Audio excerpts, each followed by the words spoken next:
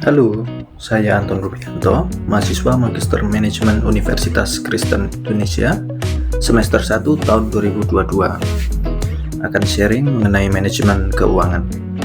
Adapun perkuliahan manajemen keuangan ini dibimbing oleh Profesor Insinyur Roy Sembel MBA, PhD, CSE, dan Ibu Ganda Hutapea, SE, MBM.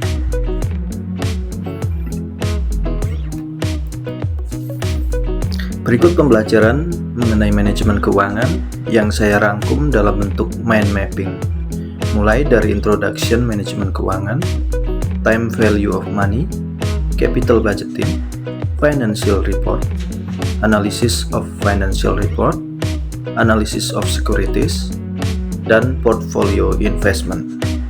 Baik, saya akan menjelaskan satu persatu mulai dari introduction. Dalam introduction, hal yang dapat kita pelajari antara lain tujuan dari financial management, kemudian good corporate governance atau tata kelola perusahaan yang baik, dan project-project atau assignment yang menunjang pemahaman kita tentang manajemen keuangan antara lain investment simulation, event analysis, dan research article. Time value of money menggambarkan bagaimana kita menilai uang pada saat ini dengan jumlah yang sama. Nilainya akan berbeda di masa yang akan datang. Beberapa hal yang mempengaruhinya antara lain faktor inflasi, faktor bunga, faktor ketidakpastian, uncertainty, dan kesempatan menggunakan uang tersebut.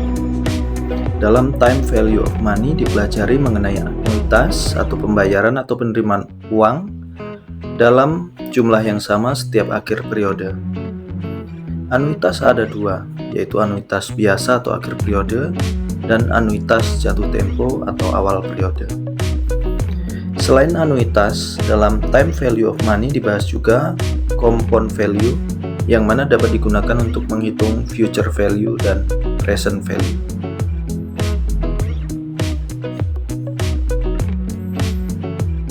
Capital budgeting atau penganggaran modal berguna untuk merencanakan, menilai atau evaluasi, menseleksi aset sebuah proyek, dan menentukan alternatif untuk tujuan maksimalisasi nilai. Hal ini penting karena efeknya dalam jangka panjang, melibatkan dana yang cukup besar dan investasi berkaitan dengan risiko. Dalam capital budgeting dibahas mengenai konsep cash flow atau initial cash outlay, misalnya invest untuk pembelian mesin baru.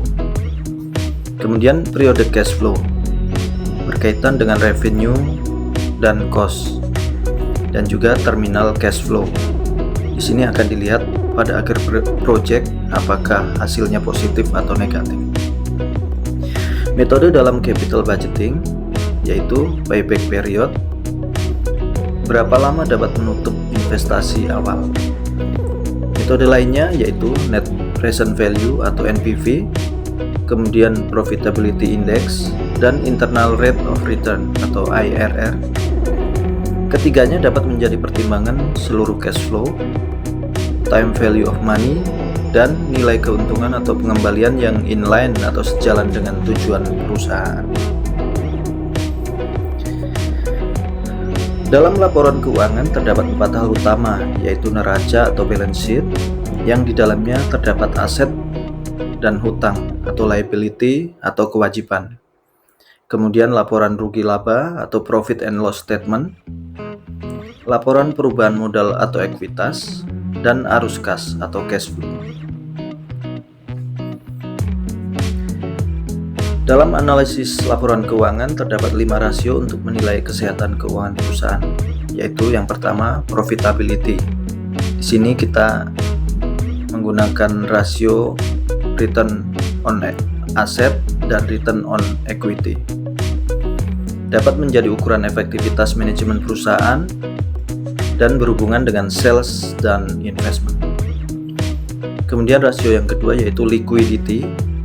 Di sini kita dapat gunakan current ratio dan quick ratio. Hal ini untuk mengukur kemampuan dalam pemenuhan kewajiban jangka pendek. Kemudian Kemudian rasio yang ketiga adalah activity atau efektivitas rasio. Di sini kita dapat mengukur total asset turnover atau TAT dan total fixed asset turnover atau TFAT untuk melihat seberapa efektif perusahaan dalam menghasilkan penjualan. Kemudian yang keempat adalah leverage ratio atau rasio utang.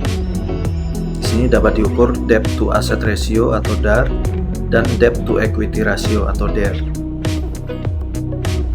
di mana pemenuhan kewajiban dalam jangka panjang.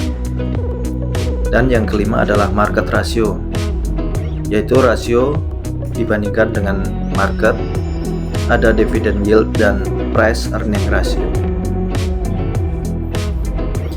Analisis sekuritas berhubungan dengan strategi investasi, apakah sebagai passive invest atau mengikuti market, atau kita sebagai active invest, yang dapat dilakukan dengan menganalisa secara fundamental, kemudian technical analysis dan sentiment market. Dalam hal ini, fokus kepada fundamental analysis yang dapat dilakukan dengan melihat secara kuantitatif, makroekonomik, dan dari sisi perusahaan. Dan secara kualitatif, kita dapat menganalisa secara top-down, mulai dari kondisi domestik atau global economic, analisis industri dan sektornya, serta analisis terhadap perusahaan tersebut. Dengan begitu, kita dapat menentukan nilai intrinsik atau harga yang wajar, yang dihitung oleh investor dan menjadi proyeksi arus kas di masa yang akan datang dengan menghitung nilai saat ini dan kemudian kita bandingkan dengan harga pasar atau harga market.